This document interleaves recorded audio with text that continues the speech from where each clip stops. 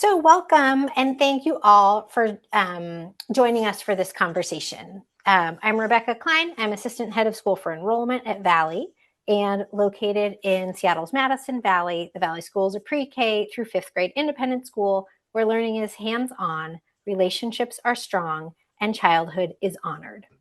At Valley, students build academic skills, speak up for themselves and others, and move on to middle school prepared and proud. So today we have the opportunity to hear about one particular aspect of our program, and that's differentiation and student support at Valley. You'll meet some key people and learn about how our teams of teachers and administrators work together and partner with families to be sure students have what they need to learn, to grow their academic and social skills, and then to demonstrate this growth. Before we begin, I just want to share a little information. Many on this call already know this stuff, but it's always good to put out there and remind you. So there are many ways to get to know us and continue to get to know us at Valley. You can join us for an all-school meeting every Friday. You can schedule a tour or invite others to take a tour. And then spring break approaches, and we actually still have space in our spring break and some of our spring break and summer camps. And this QR code leads right to the camp sign up. So that can be really helpful too. But now I'll get to why we're really here, and that is to hear from our experts. I'm going to just let one more person in here.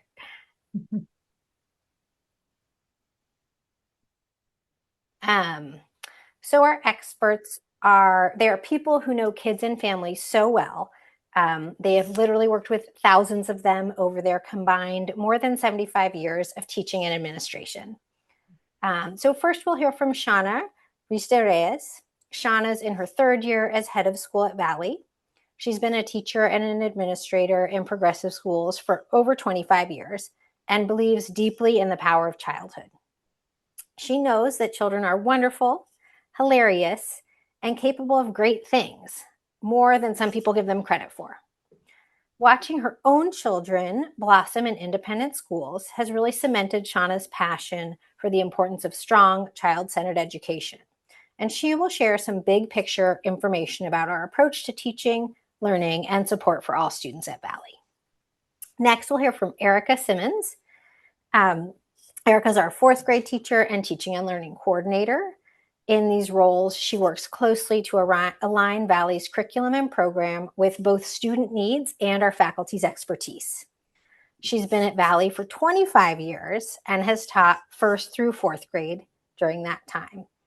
So she has served so many students and such a diversity of students over her time. And it's interesting because one could just like sit back and do what you've always done. But I think it's because of that Erica continues to try new approaches, tweak things to fit her students' changing needs, and really dig into play and learn with Valley students and colleagues every day. And then finally, we'll hear from Julie Lubeck-Hofer. Julie is our Director of Student Services. She's in her third year at Valley and 25th year of teaching. And Julie and her team work with every single student at Valley. She and her team see all students for benchmark assessments during the year, and then additionally work one-on-one sometimes and often in small groups for literacy and math work with students. Julie also works with families, classroom teachers, and outside providers to understand evaluations, to write student support plans, and to help teachers all across the school implement these plans. Julie loves working with kids all along the learning continuum as they light up when they first realize that they can read and as they then apply these practice skills to more complex, challenging projects. And after we hear from our panelists, there will be some time for questions and answers. So you can hold your questions for then, or you can send them to me, the host, during this meeting. So thanks. And now I will pass the mic to Shana.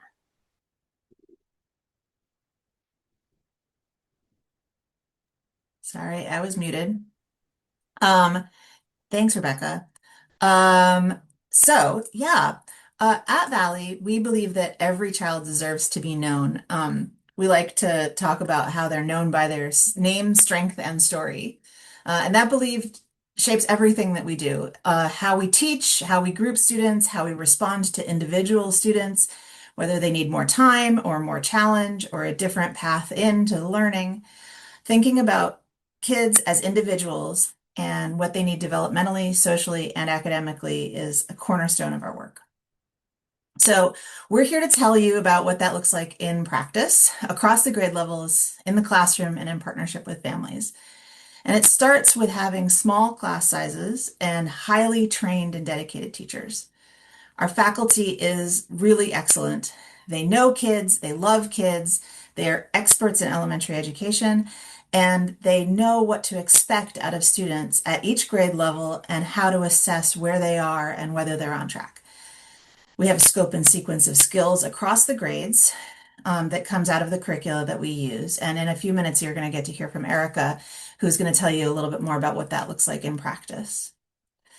But small classes at Valley are not just about logistics, they're a really foundation of the responsive teaching. You know, when a teacher has 14 kids in the class instead of 30, they get to know them really well, and they can shift the learning and the teaching to accommodate them.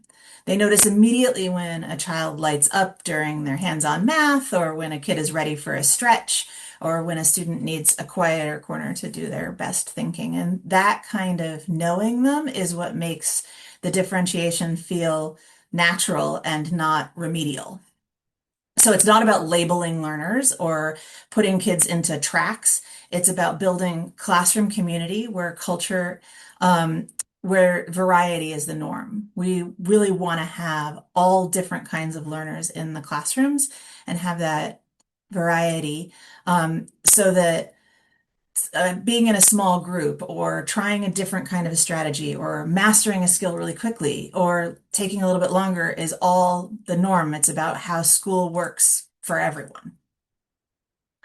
And when a particular student needs more targeted support, that's when student services comes in. The team partners closely with classroom teachers and families.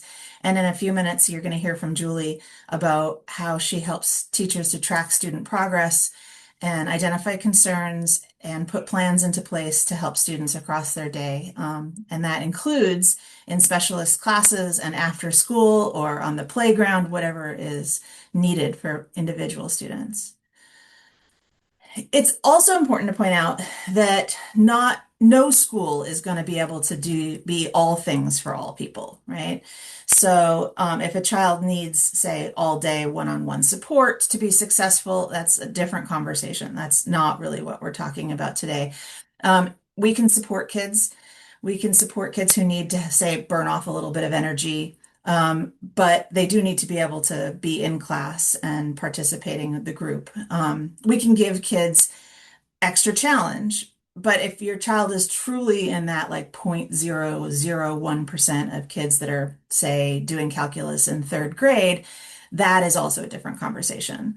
Um, there is a wide range of what it means to be neurodivergent, and we're happy to talk to families about what that looks like for your particular child. So if you're wondering if our program works for you, then the best thing to do is to ask and to talk to us. We can set up a meeting, talk to me, we can talk to Julie. We can't support everyone, but there is a lot that we can do. Um, so what's unusual about our approach is that it's accessible for everyone. Everyone in the class works with student services as part of the program. It's not a separate paid program. There are aspects, like if you're working with an outside provider, say an OT or speech pathologist, we have outside providers that can come in and work with students, and that is paid through parents, often through insurance. But the coordination of those people, that is all part of our regular program. So if your child needs, say, an IEP, we can work with you to get that testing, to understand what's being recommended. We can sit with you in the meetings to understand what the recommendations are and implement them in-house. Often you'll find that we're already doing a lot of them. And that's all part of what student services does. And if what your child needs is just a few extra days to understand the long O vowel combination, we can also do that. So everybody gets what it is that they need. If teachers need additional resources to be able to support challenge for somebody that's, say, ready to read at a higher level or go deeper in a math concept, that is also something that's included with that student services. The teachers, those student services teachers that Julie's going to talk about in a few minutes, are pushed into the classroom, and they're all in the classroom with the teachers, learning alongside and seeing what is actually happening. So it means that there's not really this stigma for kids that are working with student services, that if the teachers come in and they're going to pull out a small group, kids are usually excited to go. It's not unusual for Julie to arrive in a classroom and for a kid to say, "Oh, is it my turn yet?" And because it's fun and it's exciting, and they get to go running across the playground to come to the yellow house to work with that small group. And part of the reason for that is that it feels really good to kids when they are getting exactly what they need to be successful in class, to stretch their thinking, to have that just right learning. It's really is really fun. And all of that starts out in the classroom with those small classes where kids are really well known. We know what they need, and we're developing that solid, joyful, thoughtful instruction that's designed to meet their needs. So, with that, I'm going to turn it over to Erica, who's going to tell you a little bit more specifically about what that looks like.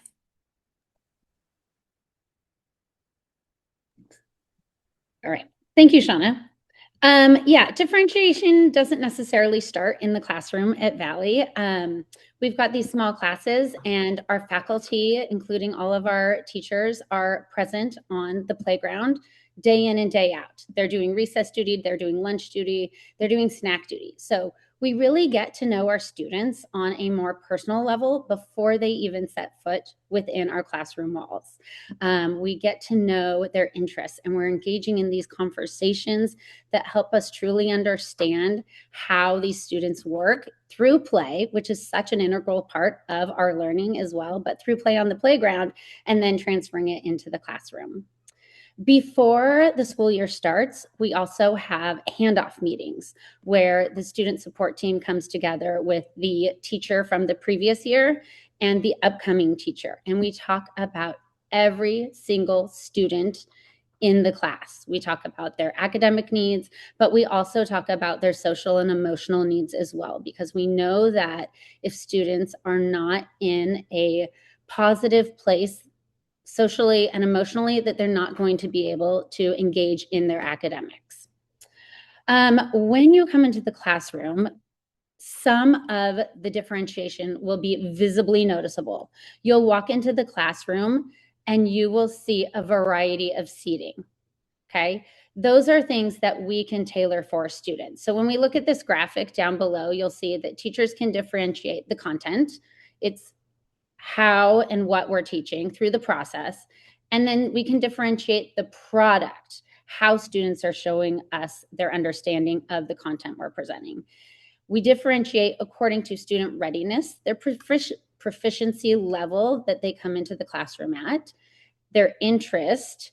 Students who are interested in things are highly engaged, and we know that they learn more through high interest topics, as well as taking into consideration their learning profile. So what they need academically, socially, emotionally. When we are in the classroom, like I said, you'll notice some things right off the bat. Flexible seating. We've got wobble stools, wobble cushions. You'll see kids standing at counters. Some of them will have slant boards to help with their writing processes. Some will be sitting on floors. There's tables lowered on floors. We have students who prefer to work at individual desks in a quiet environment. Sometimes they're grabbing headphones. Some of them are working collaboratively, and then you'll see others working with teachers one-on-one. So those are some of the visible, like easy to see differentiation that within the classroom.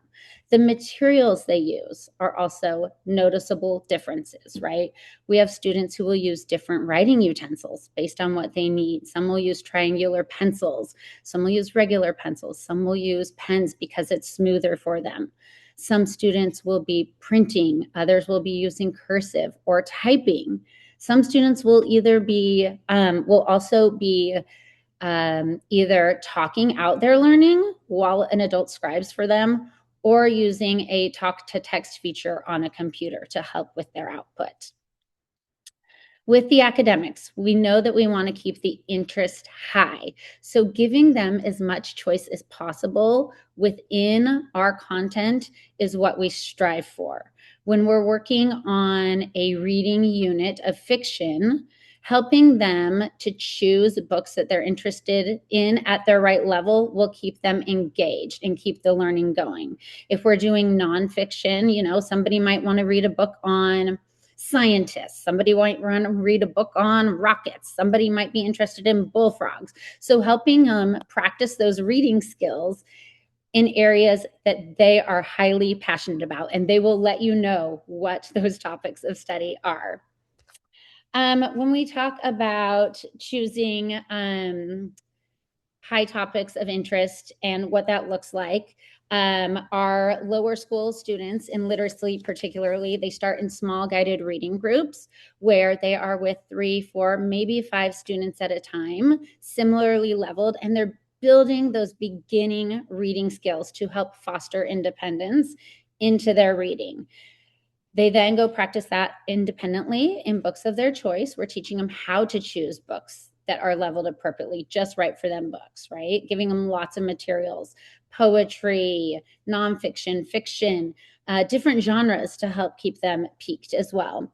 As they transition into the upper school, we move more into independent book clubs that again align with our units of study of fiction, information, reading, biographies is what we're doing right now.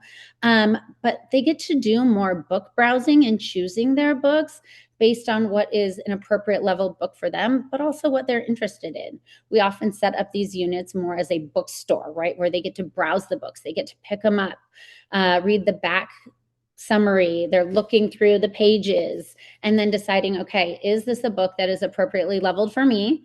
And here are my top 3 choices. And then we're trying to get them in one of those with students who will elevate and support their conversations and their reading skills, but also they're interested in those books. When we're doing writing units, we allow students to do topics of choice. Information writing in first grade, they're learning how to write an information book. Write a book of your choice. It could be baseball. We've got cat lovers in there. It could be anything from Pokemon. It doesn't matter the topic, right? They're all learning the skills, but they are so proud to show what they're passionate about and put it down onto the paper. A lot of our projects, we give the power of choice. So we'll create choice menus for the students that pull in all different types of learners. It could be artistic, it could be hands-on learning, creating something. It could be more verbal, showing they're learning through talking, a presentation board, giving lots of options for them. But again, if there's not an option there, if a student has a clear plan, we let them run with it here. We also provide rubrics that allow them to be supported and stretched in their reading and writing. So they know the skills, the expectation for the grade level, but they also have a beyond expectation. So for students who need to be stretched, how can you extend your learning? For students who need that support, what are the grade level expectations and how can we help get you there as well? With math, our extensions and support are naturally built into the Bridges math curriculum that we use. I'll talk about those in a minute, but you can leave those up, Rebecca. It's okay. We want to make sure that students have a really deep conceptual understanding of the math topics we're talking about before they just move to pen and paper calculations. So a lot of students will start all students with manipulatives, and then they'll move at their own pace to pen and paper. And then beyond that, With fact fluency, ways that we differentiate is, sometimes students are doing drills, sometimes they're on computer programs, other times they're playing games with a partner. Those students who have mastered their facts and have retained them, we often have them apply their fact fluency into real world story problems. So helping them work on other problem solving skills, but still practice their fact fluency. We've got all these wonderful, what they're called workplace games that have support and extensions built into the program already. But one of the great things about these workplace games is that students have an opportunity to also like redesign the games, right? If you thought this game wasn't fair, what would you do to make this game more fair? Or how could you redesign this board game to show the concepts that we're working on that might help a student who's struggling? So helping them think a little bit more creatively in that way with our games that we learn as well. There's also another component of our Bridges math curriculum that all of the classes use, and it is called concept quests, which are these wonderful story problems that are self-paced, and they are enrichments and extensions to the work that we're already doing in the class. So there's the adventures that extend the student learning by making connections between concepts and allow for open-ended problem solving. And then we have the excursions that are related to the current concepts that we're practicing. And like I said, these are self-paced, student choice. They get to go up and pick the ones they want to work on. It teaches a lot of like grit and perseverance because they don't always arrive at the answer the first time through. And so they're working on different types of strategies and really articulating and showing their thinking and understanding of the math concepts we've learned. Rebecca, will you advance to the picture so we can see a little bit of this in action? So the first slide here is our literacy. And if you look at picture number 1, this is a kindergarten classroom that's doing a small guided reading group. You can see they've got their pens out. They're doing some color coding, boxing high frequency words. They're also color coding rule breaker words that do not follow the rules and make it really challenging for students to learn as well. They're reading for understanding, and then they are going to be drawing an illustration to show their understanding. Picture number 2 is a publishing party in first grade after an information unit. All parents are invited in, and the students present their information book. And again, topic of choice. So you can see the student is so proud of their work because they are really showing how much they understand about information writing through a topic that they know a lot about and are passionate about. So it makes their learning very easy for them. In slide number 3, we've got second graders working side by side on a Mad Lib. So 2 different Mad Libs, 2 different levels, but they're partners, and they're working on sentence structure and vocabulary and parts of speech through that activity. And then both in slides 4 and 5, we've got first and second graders working on information reading. Again, different leveled reading in 4, and then in 5, books of choice, information reading, but they're working on graphic organizers to find the main idea and supporting details. And then in slide number 6, we've got 2 upper school students who are working on a recent project they completed for historical fiction unit. Both students read 2 different books based on our historical fiction unit, and we tie in our social studies themes, and we're learning about the civil rights movement right now. And a choice menu. Both are actually working on board games, but you can see the student on the left, just to the right of the screen, created a 3-dimensional cardboard board game. He had this intricate like magnet system, so a player on each side with some cards, which was really cool. And then the other one is creating a more traditional board game. But we had students who wrote songs, did poetry, a student that really just did like a trifold presentation board. So those are some of the choices that happened during that time. And then math in action in the classroom on the next slide. Slide number 1 is in second grade. We've got 2 different things happening in math. We have 2 students working on double-digit addition through a game, sitting on the carpet, right? Not at their desk, so there's some flexible seating right there. And we've got another pair of students working on measurement.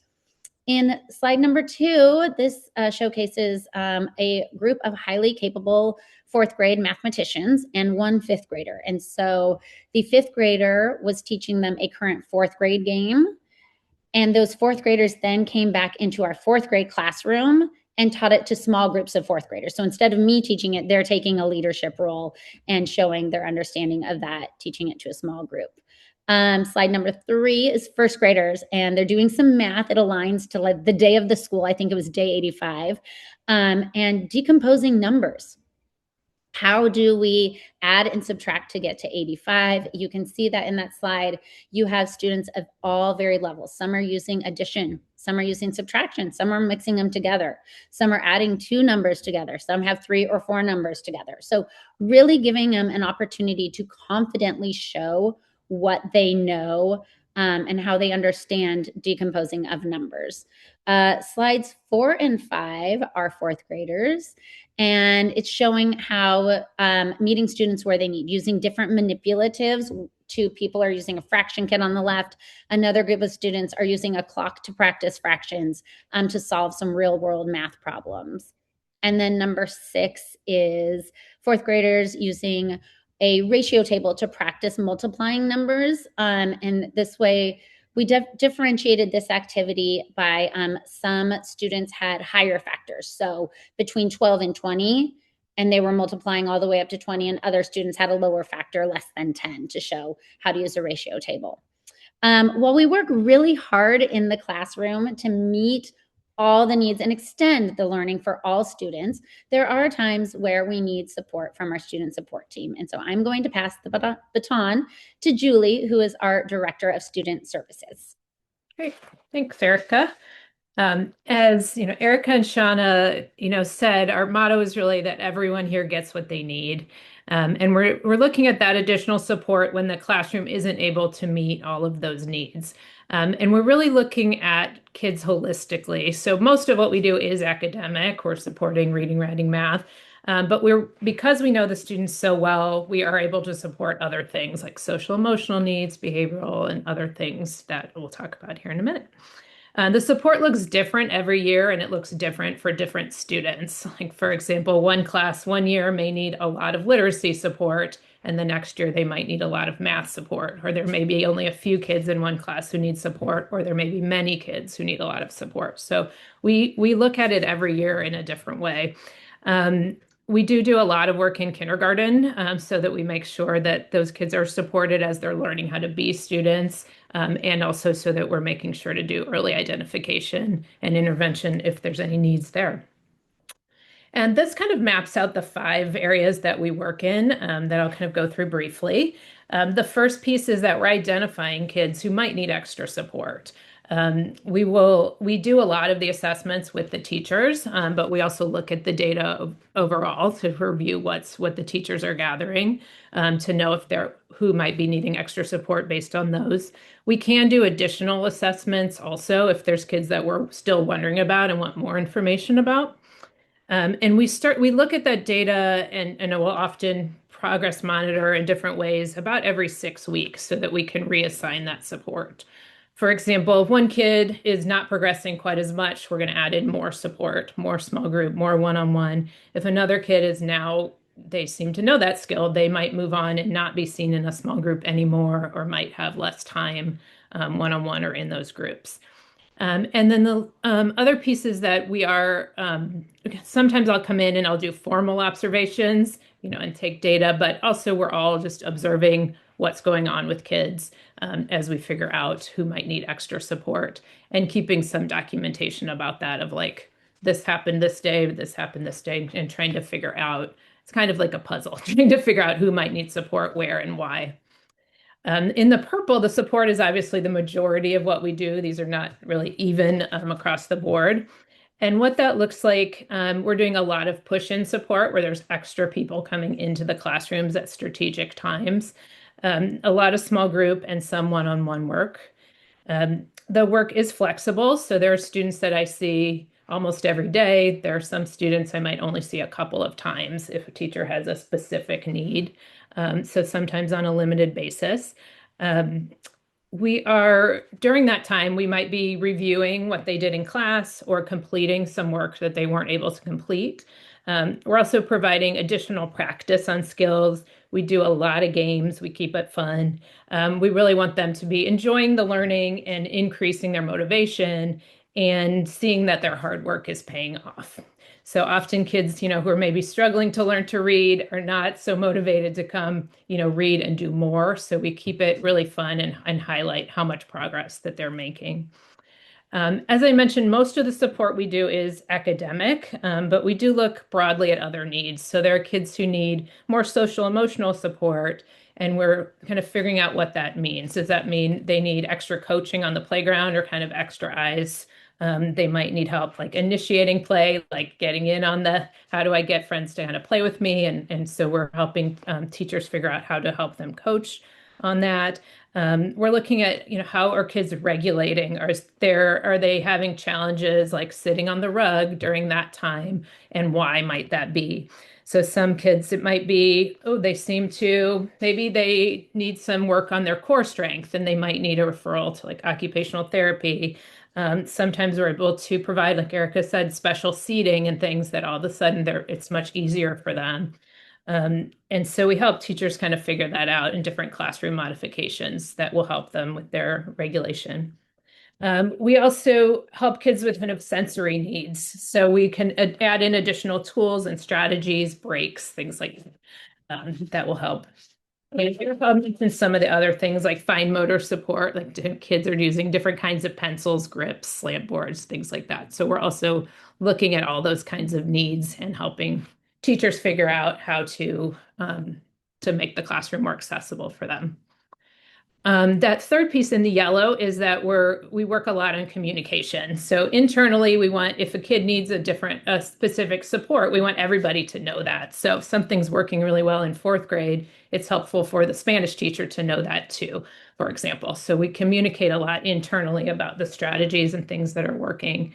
And we really put our heads together to kind of figure those out. So we do, like Erica said, talked about kids. So, and the Spanish teacher can come to us and say, oh, this is working really well. And we can also share that, back and forth and use that, all of our expertise to kind of figure out how to meet those needs. And we're communicating across the school, but also year to year to make sure that the information is carrying on. We communicate a lot with you, with families. And so if we notice something that we're concerned about, we'll let you know. And the same way, we hope that you'll communicate with us. If kids are getting additional services or if you're wondering about things, we can talk about that and see if we're noticing the same things. We've had families come to us and say, we have a family history of dyslexia. Do you think my kid might have dyslexia so that we can keep an extra eye on them or do additional assessments to let them know, for example. We do communicate too about additional services. So if referrals might be helpful, we have a lot of connections and a lot of information that can be helpful for people to get connected with those services. And we can also just kind of offer some, professional advice about what you might want to do. In the blue is some of the coordinating that we do. I coordinate all the standardized testing, which we do in 3rd through 5th grade. And some of those kids get accommodations. And so we make sure that they get that. I coordinate our support team. So where they're going when, and what they're doing with their time. And I also coordinate on-site services. So if families have hired an OT that's going to come to school or speech, we have 2 OTs that come and 2 speech people and some tutors, and so kind of coordinate that whole schedule and when and where they're working. So everyone knows what's going on.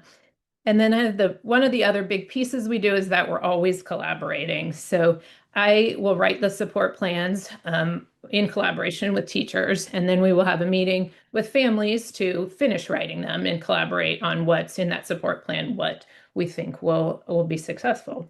And we're all kind of collaborating on gathering that information, figuring out those strategies. We do have regular student support meetings, and that's always available for teachers. They want to talk about individual kids or about classroom dynamics and things that might work better for them. So I think what really distinguishes us is that the support is available to everyone, and that we're really serving a wide range of learners. We have typical learners, gifted learners, and students with neurodiversity. Some of our students have formal diagnoses, some don't. We have students diagnosed with dyslexia, dysgraphia, ADHD, autism, and sensory processing challenges. As Shauna said, there's no stigma for getting support. Everyone knows all of us extremely well, and will talk to us at some point. We have no fee for our services also. Do you want to show the next slide, Rebecca? And we have a team who's providing this support. So our specialists at the bottom, Mary Luz is our Spanish teacher, Casey teaches our Mind Lab, and Katie Rose is our science teacher. And those classes are all in the afternoon, so they have some hours in the morning where they're doing student support. So they're teachers that are highly trained, highly experienced. We don't have, assistant teachers or interns or younger, kind of less experienced people doing the support. And they're able to provide, some of that extra during math, during writing, during reading time to make sure kids are getting that extra things that they need. So again, that's the summary, is that we try to, meet kids where they are and make sure that they're getting their needs met while they're with us. All right. Q&A. Thanks so much, Julie. Now, and Erica and Shauna for sharing all of that. I want to give everyone a chance to ask questions. So now you've heard from some of our experts at Valley, and this is a time when if you have questions, you can send them to me in the chat, and we will get someone to answer them. So as you're thinking of those, okay, I have one. So one question is coming in, and Julie, I think this would be good for you. It has to do with, so if a student's had a student support plan at Valley, how does that translate to middle school? So is the same thing honored in middle school, or reevaluated if they change schools? How does that work? Yeah. It's a great place to start.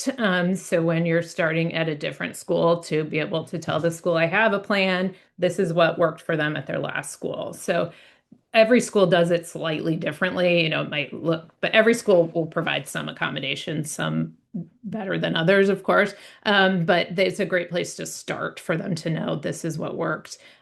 We will intentionally write things in those plans that we know they will need in middle school. So for example, I put, extra time even on like a kindergarten student support plan. They can have as much time as they need in kindergarten. Obviously, we're not like timing things, but I want it on there so that it tracks with them. So if they need extra time in sixth grade or on their standardized test in fifth grade, those kind of things, that's already established, that's something that they can have.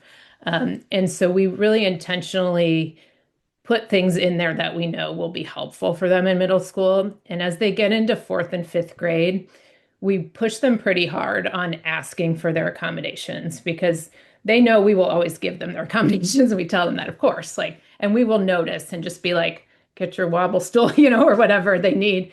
But middle school teachers don't necessarily do that. They're going to expect them now to ask for those things, or just say like, I need extra time on this assignment, or I'm going to turn in this math late, or whatever.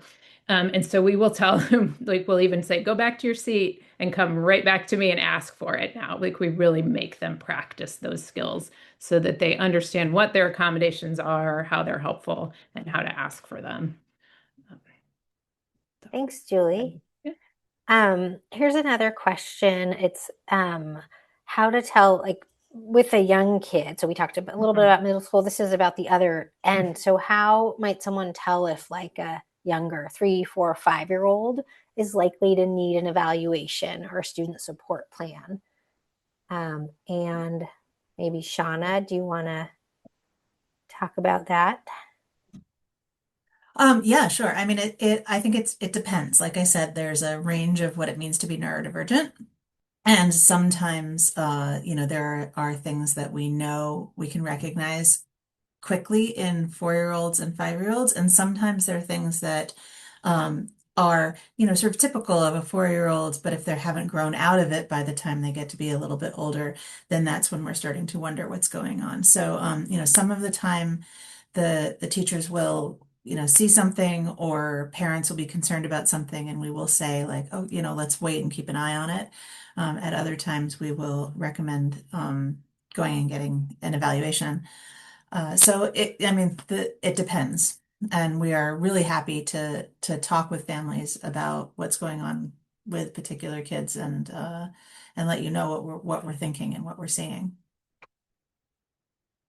Yeah, I would add to that, just if it's affecting kids over a period of time, kind of impacting their ability to learn or function, like they're having extreme difficulty following directions, getting really frustrated, those kinds of things, or if they're starting to lag behind peers in different areas. Um, it's worth, generally people start with the pediatrician, right? Just expressing your concerns, seeing if what they would recommend. But early intervention, is the most effective and it's fastest, right? So if they're going to need occupational therapy, if they get it younger, they're going to need it for a shorter period of time than waiting. And there are evaluations available free, through the public school system, even for very young children. So it's worth exploring if you're concerned because of that. But we're happy, to partner with families in figuring that out. Is that very often families, have not had evaluations when they come to us, but some have, and that's, not unusual. Thanks, Julie and Shana. Well, I want to be mindful of time. One note is that if anyone on this call is interested, or who's watching this recording is interested in connecting with current Valley families to kind of understand, we have a number of families who are parent ambassadors who've had students here, have current students here and have had graduates, can really speak to what student services look like. So we'd be happy to share that contact information. And then additionally, I will just thank you all for being here. If you want more information about our school, you can check our website. And again, visit us, check out our all school meeting or take a tour if you haven't yet. And feel free to contact me or any of the other folks on this. Okay, thank you all so much. Bye-bye.